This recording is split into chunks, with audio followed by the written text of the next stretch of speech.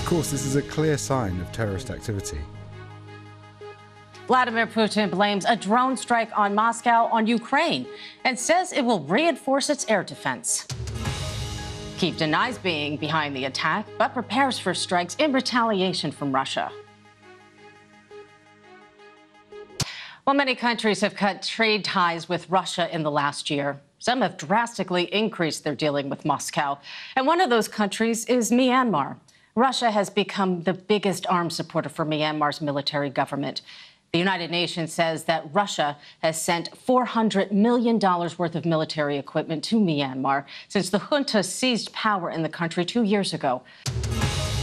U.S. Secretary of State Antony Blinken has said that the time is now for Sweden's ascension to NATO to be finalized.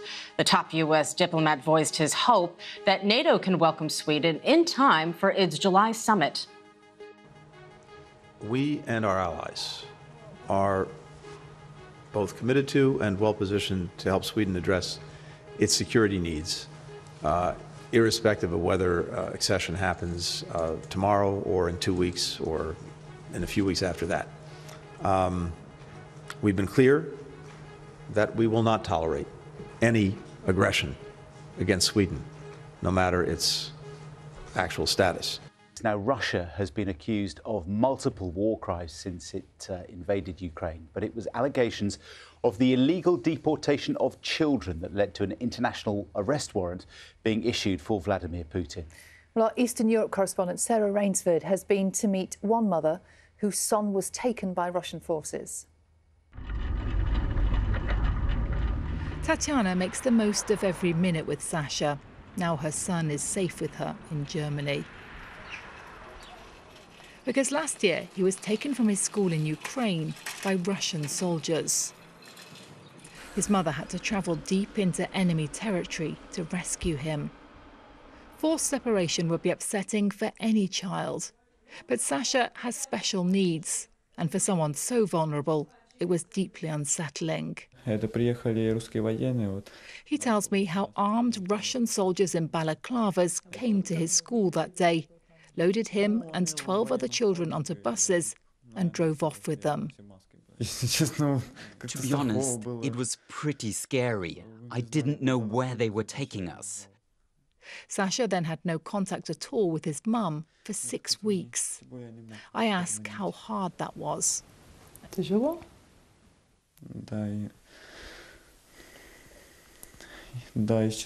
Yes, to be honest, it's too distressing to even remember. Ukraine believes more than 19,000 children have been moved to Russia since this war began. Russia claims it's just protecting the children. But Russia's president is now a wanted man. The International Criminal Court has accused him of the illegal deportation of Ukrainian children. I asked Tatiana what she made of that charge. It's not only Putin who should be put on trial. It's all the main people, the commanders, all of them, for what they did to the children. What right did they have? They knew it was impossible for us to get them back, and they didn't care. And Tatiana showed me new evidence of how those children are treated. Tatiana just showed me this photograph, and these kids here are classmates of Sasha, of her son.